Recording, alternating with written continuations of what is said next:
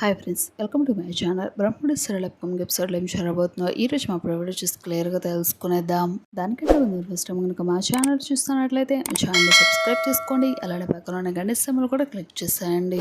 ఇక వీడియోలోకి వెళ్ళినట్లయితే ఆఫీస్కి వెళ్ళి తన గతాన్ని గుర్తు చేసుకొని నేను రాముని కాదు రాజ్ని అని చెప్పేసి అంటూ చాలా తెలుసుకొని యామినికి షాక్ ఇచ్చిన రాజ్, షాక్ లో రుద్రాని యామిని, ఆనందంలో కావ్య. ఇందుకు అసలు సీరియల్లో ఈ ట్విస్ట్ ఎలా జరగబోతుంది? నిజంగానే ఆఫీస్కి వెళ్ళిన రామ్ నిజంగానే రాజ్ అని తన గతాన్ని గుర్తు చేసుకున్నాడా? మరి యామిని రుద్రాని ఎందుకు షాక్ అయ్యారు? ఒకవేళ గతం గుర్తొస్తే వీరి పరిస్థితి ఏంటి?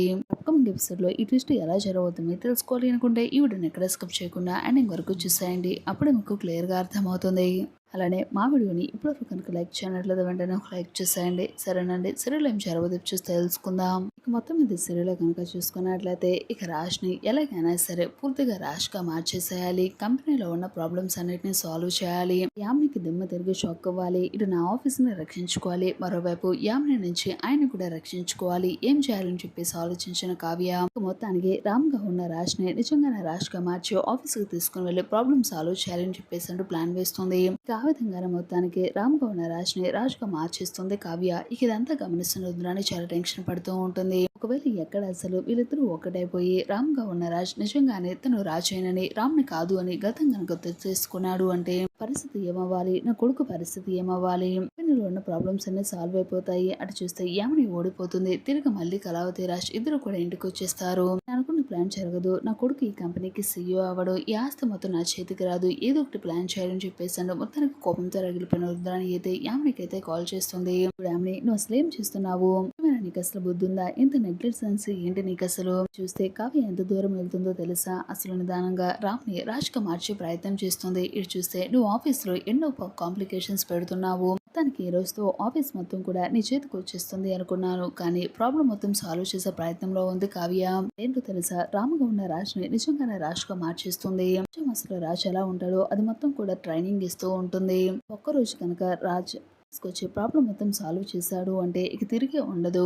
కనుక వెళ్ళి ఆఫీస్ లోని ఎంప్లాయీస్ అందరూ కూడా మాట్లాడారు అంటే ఖచ్చితంగా గతం కొంచెమైనా గుర్తొచ్చేస్తూ ఉంటుంది. నువ్వేం చేస్తావో తెలియదు, రేపు మాత్రం రామ్ మాత్రం ఆఫీస్ కి అసలు వెళ్ళకూడదని చెప్పేసాడు. రుద్రాని అయితే యామినితో కాల్ మాట్లాడుతూ ఉంటుంది. యామిని అయితే ఎందుకు ఆంటీ మీరు అసలు అంత టెన్షన్ తీసుకుంటున్నారు? నేనున్నాను కదా, నా ప్లాన్స్ లో నేనున్నాను. అవును, ఎలా ఓడించాలో అలానే కంపెనీ మొత్తం కూడా నా చేతిలోకి ఎలా దక్కించుకోవాలో నాకు బాగా తెలుసు. మాత్రం రేపు ఖచ్చితంగా ఆఫీస్ కి వెళ్ళడు. చూడండి, సారి కావ్య ఖచ్చితంగా ఓడిపోక తప్పదు.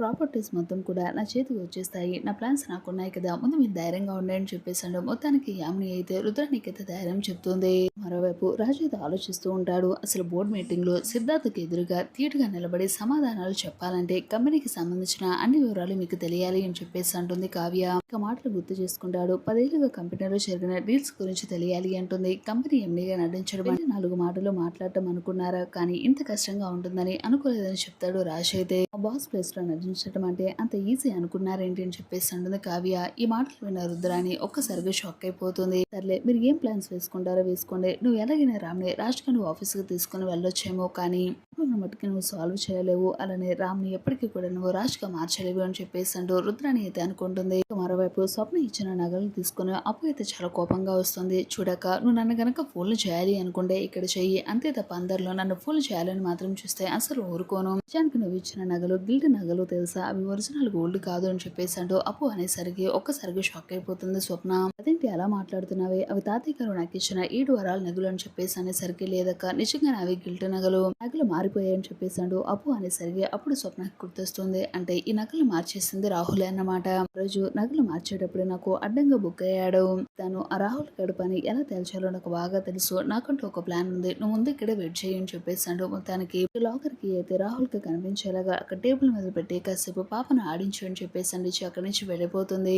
వెంటనే టేబుల్ మీద ఉన్న కీస్ చూసి అమ్మయ్య, ఈ స్వప్న అసలు ఎంత ఈజీగా లాకర్ కి ఇస్తుందని అసలు అనుకోలేదు. ఇదే అవకాశాన్ని అసలు నేను మిస్యూజ్ చేసుకోకూడదని చెప్పేసాడు. లాకర్ కి తీసుకొని మీరు ఓపెన్ చేసి దానిలో ఉన్న డాక్యుమెంట్స్ తీసుకుని ఆ ప్లేస్లో డూప్లికేట్ పెట్టి ఇవి తీసుకెళ్ళి తనకి ఇవ్వాలి, ఇంప్రెస్ చేయాలి అని చెప్పేసి అనుకున్న రాహుల్ అయితే మొత్తానికి ప్లాన్ చేస్తాడు. దాంతో స్వప్న ఒక్కసారిగా షాక్ అయిపోతుంది. ఒరిజినల్ గోల్డ్ నగలు తీసుకెళ్ళిందే కాకుండా ఇప్పుడు డాక్యుమెంట్స్ మీద పడ్డాడు. అసలు రాహుల్ ఏం చేస్తున్నాడో తెలుసుకోవాలి, అడ్డంగా ఇంట్లో వాళ్ళందరి ముందు ఇరికించాలని చెప్పేసి స్వప్న అయితే రాహుల్ మీద చాలా సీరియస్ అవుతుంది. తర్వాత రాజ్ అయితే ఆలోచిస్తూ ఉంటాడు. రేపు ఉదయాన్నే లేవగానే నేను ఆఫీస్ కి వెళ్ళాలి, అక్కడికి వెళ్ళి నేను అందరితో ఎలా మాట్లాడాలి, అచ్చో నేను బాస్ లానే ఉంటానా, తనలాగే మాట్లాడగలనా, ఒకవేళ తనలాగా నేను మాట్లాడకపోతే నేను రాసిన కాదు అని ఎవరైనా గుర్తుపట్టేస్తే నా పరిస్థితి ఏంటి, అయినా కళావతి గారు నాకు అన్ని ట్రైనింగ్ ఇచ్చారు కదా, చెప్పినట్టు ఫాలో అయితే సరిపోరా అని చెప్పేసి అంటూ ఆలోచిస్తూ ఉంటాడు. ఇక మరుసటి రోజు ఉదయాన్నే లేచి రెడీ అవుతాడు. ఇక వెంటనే ఆలోచిస్తాడు, ఈ రోజు నేను కళావతి గారికి చెప్పకుండా నేనే ఆఫీస్కి వెళ్ళి తనకు తెలియకుండానే ప్రాబ్లం మొత్తం సాల్వ్ చేశాను అంటే తను ఖచ్చితంగా ఇంప్రెస్ అవుతుంది,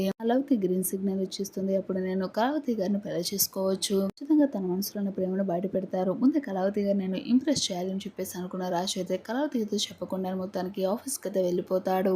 ఆఫీస్ కి వెళ్ళిపోవడంతోనే ఆఫీస్ కి రాజ్ ఎంట్రీ ఇవ్వడంతోనే అందరూ కూడా బాగున్నారా సార్, ఎలా ఉన్నారు, మీ హెల్త్ కండిషన్ ఎలా ఉంది, ఇప్పుడు ఓకేనా అని చెప్పేసి మేనేజర్ తో సహా ఎంప్లాయీస్ అందరూ కూడా రాజ్ ని ఇచ్చి మరి పలకరిస్తూ ఉంటాడు. ఇదంతా చూసిన రాజ్ అయితే చాలా కంగారు పడుతూ ఉంటాడు. ఇదేంటి వీళ్ళందరూ ఇలా మాట్లాడుతున్నారేంటి, నిజంగానే వీళ్ళకి నాకు ఏమైనా పరిచయం ఉందా ఏంటి, ఎప్పటి నుంచో తెలిసిన వ్యక్తిలాగా నేనే అసలైన బాస్ లా అని చెప్పేసాడు అందరూ అనుకుంటున్నారా ఏంటి, నేను లేకపోతే నేను మాట్లాడలేదు కదా, అసలు ఈ కంపెనీకి నేను రాలేదు, నేను బాస్ని కాదు కదా, మరి వీళ్ళందరూ ఏంటి బాగా పరిచయస్తులా మాట్లాడుతున్నారేంటి అని చెప్పేసి మొత్తానికి రాజు ఆలోచిస్తూ ఉంటాడు. ఇక్కడ ఆలోచిస్తున్న రాజు అయితే లోపలికైతే వెళ్తాడు. లోపలికి వెళ్ళి క్యాబిన్ లో కూర్చొని చూస్తూ ఉంటాడు. ఇంతలో గోడ మీద తన ఫోటో అయితే కనిపిస్తూ ఉంటుంది. ఇంతలో శృతి అయితే లోపలికి వస్తుంది. ఎలా ఉన్నారు సార్, బాగున్నారని చెప్పేసి అడుగుతుంది. బాగుంటున్న తర్వాత ముందు ఆ విషయాలన్నీ పక్కన పెట్టు, అర్జున్కి బోర్డు మీటింగ్ అరేంజ్ అయ్యి అందరితో మాట్లాడాలని చెప్పేసి రాజు చాలా సీరియస్ గా చెప్పేసరికి శృతి చాలా కంగారు పడుతుంది.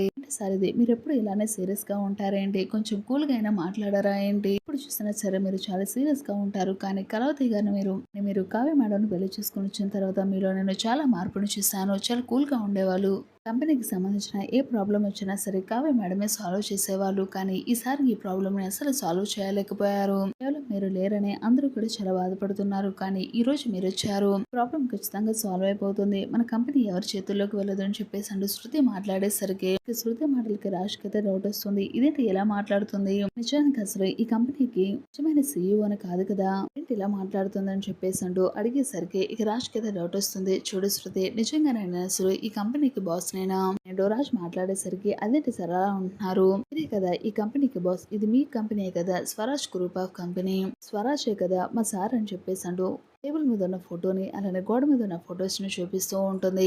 రాజ్ ఒక్కసారిగా షాక్ అయిపోతాడు. అంటే నేను రామ్ని కదా రాజ్నా, ఈ కంపెనీ నాదేనా, దుగ్గిరాల వారి వారసుని నేనా అని చెప్పేసి రాజు ఆలోచిస్తూ ఉంటాడు. వెంటనే తన ఎదురుగున్న ల్యాప్టాప్ ఓపెన్ చేసి అన్ని కూడా చూస్తూ ఉంటాడు. కంపెనీ ఈవెంట్స్ కి సంబంధించిన ప్రోగ్రామ్స్ సంబంధించిన మొదటి నుంచి అన్ని ఫైల్స్ అలానే డాక్యుమెంట్స్ ని ఫొటోస్ ని వీడియోస్ ని అన్ని కూడా చెక్ చేస్తూ ఉంటాడు. ఇక దాంట్లో కంపెనీకి సంబంధించిన ప్రోగ్రామ్స్ అవన్నీ చూస్తూ ఉంటాడు. ఇక అందులో Swaraj group of company CEO place లో రాసి ఉండడం, అలానే వైఫ్ గా తన పక్కన కావ్య ఉండడం, ఇదంతా చూసిన రాజ్ ఒక్కసారిగా షాక్ అయిపోతాడు. అంటే నిజంగానే నేను రామ్ని కాదు రాజ్ని అన్నమాట, కళావతి గారు నా వైఫా, ఉగ్రల వారి ఫ్యామిలీకి నేనే వారసులని వారసున్నా, అంటే నేను రామ్ని కదా రాజ్నా అని చెప్పేసాడు. ఒక్కసారిగా షాక్ అయిపోతాడు. ఒక్కసారిగా మైండ్ మొత్తం కూడా బ్లాక్ అవుతున్నట్లుగా బ్లింక్ అవుతున్నట్లుగా అనిపిస్తూ ఉంటుంది. నిదానంగా తన గతం మొత్తం కూడా ఒక్కసారిగా గుర్తు చేస్తూ ఉంటుంది. మరోవైపు శృతి చాలా టెన్షన్ పడుతూ ఉంటుంది. బాస్ ఒకళ్ళు వచ్చేసారు, మేడం ఏంటి ఇంకా రాలేదని చెప్పేసి కావ్యకి అయితే కాల్ చేస్తుంది. ఇదేంటి మేడం మీరు ఇంకా రాలేదండి, బాస్ వచ్చేసారు కదా, మీరు ఎక్కడ త్వరగా రండి అని చెప్పేసి అనడంలో ఇందులో కావ్య షాక్ అయిపోతుంది. ఏంటి అసలేనా నాకు చెప్పకుండా ఒక్కళ్ళే వెళ్ళారు ఏంటి అని చెప్పేసి కావ్య అయితే చాలా కంగారుగా ఆఫీస్కి అయితే వస్తుంది. మరోవైపు యామిని కూడా జీపీఎస్ ట్రాకర్ ద్వారా తెలుసుకుంటుంది. రాజు ఆఫీస్కి వెళ్ళాడని గమనించిన యామిని కూడా ఆఫీస్కి అయితే వస్తుంది. ఇక ఇందులో కావ్యని యామిని చూసిన రాజు ఒక్కసారిగా స్టన్ అయిపోతాడు. తన గతం గుర్తుకు రావడంతో యామిని చూసి స్టన్ అయిపోతాడు. నువ్వేంటి అసలు ఇక్కడ, నువ్వు ఇక్కడ ఉన్నావేంటి, నేను నా లైఫ్ లోకి దరిదాపుల్లో కూడా అసలు రావద్దు, కనిపించొద్దు అని నీకు ఎన్నోసార్లు చెప్పాను కదా, మళ్ళీ ఇక్కడికి ఎందుకు వచ్చావు అని చెప్పేసాడు. యామినికి ఒక్కసారిగా షాక్ ఇస్తాడు రాజ్ అయితే. దాంతో కావ్యకి అయితే నిదానంగా ఆయనకి గతం గుర్తొచ్చేసిందని చెప్పేసాడు. చాలా ఆనందపడిపోతూ ఉంటుంది. అప్కమింగ్ ఎపిసోడ్ అయితే ఖచ్చితంగా ఈ ట్విస్ట్ అయితే ఉండబోతుంది. మా ఛానల్ బ్రహ్మడి సీరియల్ అప్కమింగ్ ఎపిసోడ్ అలానే డైలీ ఎపిసోడ్స్ కనుక మీరు డైలీ తెలుసుకోవాలి అనుకోండి మన ఛానల్ సబ్స్క్రైబ్ చేసుకోండి, అలానే పక్కన ఉన్న గంట సింబల్ కూడా క్లిక్ చేసేయండి.